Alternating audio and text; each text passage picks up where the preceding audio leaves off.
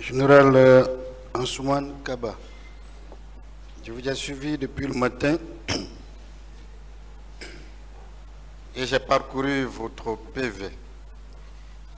Je peux vous dire d'emblée que moi je vous crois. Je vous crois. Je veux donc que nous aidions ce tribunal juste pour quelques précisions, s'il vous plaît. Et je vais d'ailleurs commencer par une question qui vous a été posée et vous indiquer pourquoi vous dites la vérité. Vous savez, on a voulu vous pousser à indiquer que c'était le président Dadis qui était le commandant du régiment commando.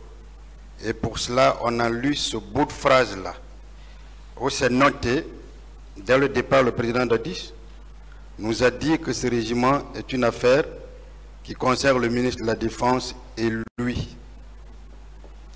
Mais on a oublié un passage un peu plus haut. Et là, vous notez, personne ne pouvait dire qui commande le régiment commando. Est-ce que ce n'est pas la preuve quand vous dites que vous ne saviez pas qui était le commandant du régiment commando? Est-ce que ce n'est pas la preuve que vous dites la vérité? Oui. Je ne vous entends pas. Oui. Parfait. Alors, juste sur ce point, est-ce que vous avez suivi le chef d'état-major général des armées quand il était ici pour déposer en qualité de témoin? Une partie. Une partie.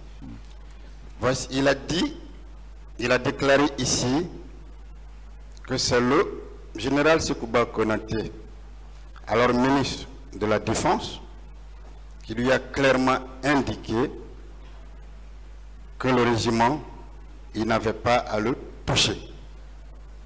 Vous l'avez au moins écouté? Oui. D'accord. Vous vous dites que le président Dadis vous a dit, est-ce que c'était au même endroit? Quand on venait chez le président Dadis, Oui. on était toujours accompagné du ministre de la Défense. Donc c'est lors de notre réunion là-bas que les deux ont clairement dit que le régiment relève d'eux et que les états-majors n'ont rien à voir avec ce commandement. Parfait. Ce jour-là, est-ce que le chef d'état-major général des armées était là avec vous? Je ne me souviens pas réellement, mais je crois qu'on était tous présents. D'accord. Vous croyez que vous étiez toujours présent, donc c'est une possibilité. Alors, puisque les deux ne peuvent pas parler en même temps, qui l'a dit clairement? Qui vous a dit? Qui avait la parole pour vous dire? Parce que pour le général, le chef d'état-major des armées, c'est bien le général Sekouba qui l'a dit. S'il était là avec vous, qui l'a dit clairement? On va aider. Je ne peux pas me souvenir de ça. Oui. Mais ils étaient tous présents quand même. D'accord. Donc vous ne pouvez pas vous souvenir que c'est le président Dadis ou bien c'est le général Sekouba qui a prononcé telle phrase. C'est bien cela? Oui. C'est parfait. Merci. On va avancer. Alors,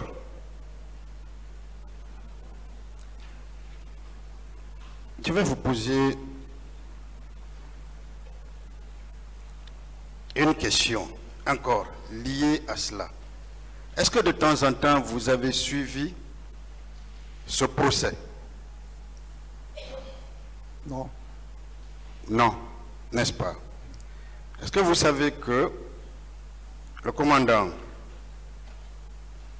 Aboubakar Diakité, alias Toumba, avait clairement indiqué devant ce tribunal déclaré, nous avons les audios, c'est avec tout le monde, que de temps en temps, pendant 14 secondes, de temps en temps, il était chargé de certaines missions et que les gens ne savaient pas que c'était lui le commandant du régiment commando. Est-ce que vous l'avez entendu dire ça ici? Je n'ai pas suivi ça. Vous n'avez pas suivi. Je l'ai avec moi. Tout a été enregistré par les médias qui sont là. Si c'est le cas, est-ce que dans ces conditions, on peut discuter sur qui était commandant de ce régiment à partir du moment où un des accusés le dit lui-même et publiquement? Je ne peux pas répondre à cette question. Je sais. Merci. On va avancer, général. Encore une fois, moi je vous crois. Parce que vous êtes constant avec votre PV et en avançant, je vais vous le faire comprendre que vous êtes constant, vous n'avez pas varié. Contrairement à ce que l'on pourrait peut-être penser. Moi je vous crois. Pour vous, dites-moi,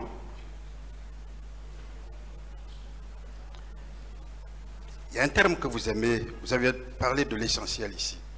Pour vous, que représente la discipline dans l'armée? Pour vous. Hein? Pour vous, que représente la discipline dans l'armée? Je n'ai pas compris.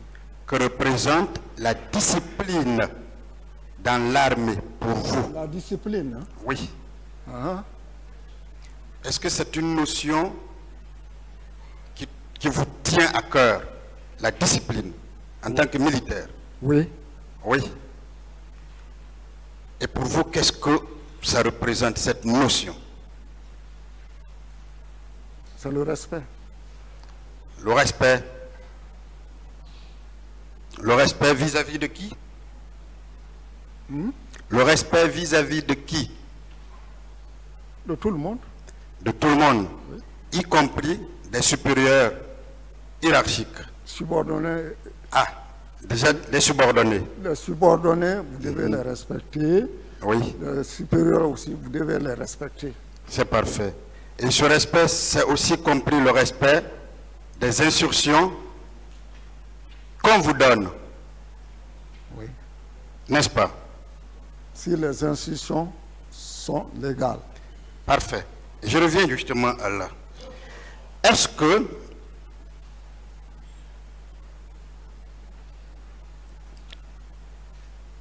c'est donc en observation de la consigne du président selon laquelle tous les militaires devraient rester consignés que vous n'êtes jamais sorti de votre bureau? Oui. Est-ce qu'en le faisant, vous avez été un militaire discipliné? Oui. Est-ce qu'en obéissant à cela, cela veut dire que de telles instructions étaient légales? Est-ce qu'en obéissant à ces instructions-là, cela voudrait dire que ces instructions étaient légales? Oui. Alors, est-ce que vous pouvez dire au tribunal ce que pourrait représenter sur le plan militaire et même sur le plan de la sécurité de telles instructions données par le président et répercutées par le chef d'état-major général des armées à travers vous? Est-ce que vous pouvez donner la portée sécuritaire et militaire de cela? La partie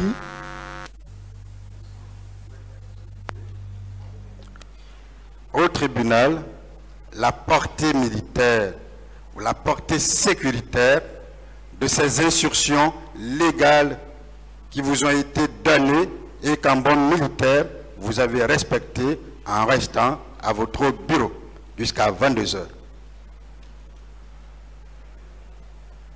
La portée, c'est que les militaires ne sont pas chargés d'intervenir dans la sécurité intérieure de choses dans la sécurité intérieure. Oui. Donc, dès qu'il y a un événement comme ça, qui concerne un mouvement de foule, tous les militaires, pour éviter que les militaires soient mêlés, ils sont consignés dans les camps. Général, je suis satisfait, je suis d'accord avec vous. Alors, dites-moi, vous qui étiez le chef d'État-major de l'armée de terre, vous êtes resté à votre bureau. Est-ce que toute cette consigne était générale ou uniquement particulière à l'armée de terre? Je ne peux pas répondre à cette question. Alors, je vais peut-être poser autrement la question. Je veux dire, est-ce que la consigne répercutée par le chef d'état-major ne concernait que l'armée de terre? Ou est-ce que ça concernait tous les militaires? Je n'ai pas la réponse à cette question. C'est parfait. On va évoluer. Je vous comprends. Je vous comprends parfaitement. Mais dites-moi, si les militaires avaient fait comme vous et étaient restés consignés, est-ce qu'on aurait vécu ce qu'on a vécu au stade du 28 septembre, le jour du 28 septembre? Je ne peux pas répondre à cette question. Vous n'avez pas de réponse à cela. Alors, dites-moi, au moins vous confirmez que c'est parce que vous avez obéi, la discipline étant chère à vous, que vous êtes restés. Et ceux qui ne sont pas restés, est-ce qu'on peut logiquement et même raisonnablement dire qu'ils ont violé la consigne du président? Je n'ai pas de réponse à cette question. On va avancer. Dites-moi,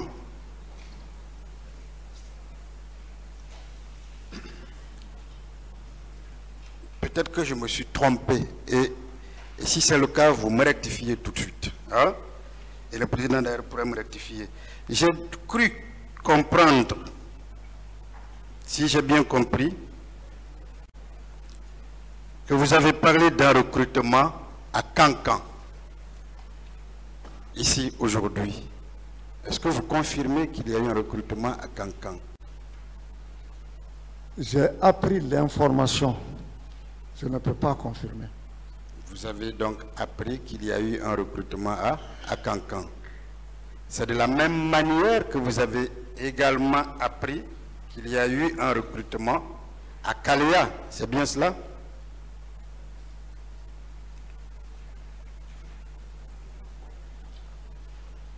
J'ai pris l'information qu'il y a eu des mouvements de regroupement à Cancan et à Zérekoré. Oui. Mais je ne savais pas de quoi il s'agissait. D'accord. Alors à Cancan, est-ce que vous avez aussi appris que c'était le recrutement de Sana? C'est Cancan. Sana fait partie de Cancan. Sana fait partie de Cancan. D'accord. Savez-vous que Sana, là, c'est le village du général Sekouba? Je le sais. Parfait. Et il y a eu quand même, vous avez appris qu'il y a eu un recrutement dans le village du général Sekouba Konaté, ministre de la Défense. Je ne peux pas confirmer le recrutement, mais qu'il y a eu des mouvements de la présidence pour le regroupement des jeunes là-bas. Vous savez que recrutement ou pas, je ne savais pas si c'était pour ça. Général. L'information l'a gérée. Général, vous savez que je vous comprends parfaitement. Voilà. Vous avez été très clair, le tribunal vous entend. Vous dites que vous avez appris.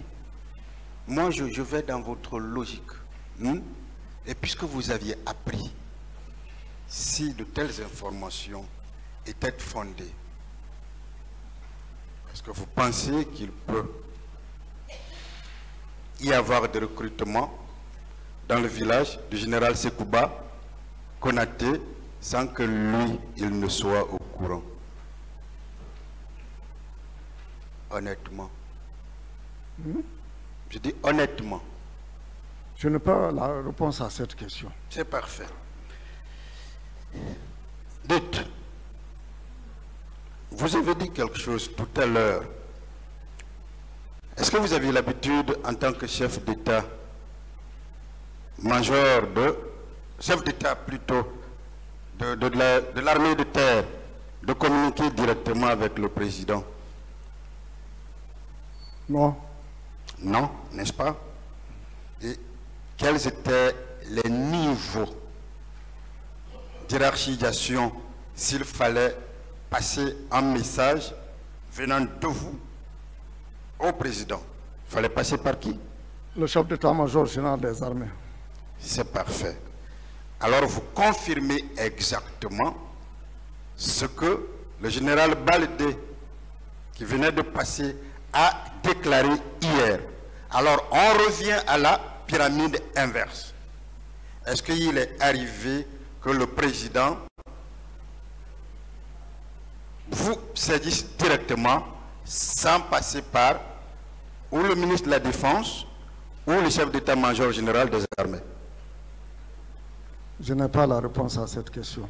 Je vous comprends parfaitement. Et croyez-moi, je vous comprends parfaitement. Alors, je reviens sur une dernière ou une avant-dernière question qui vous a été déjà posée. Vous avez dit dans votre PV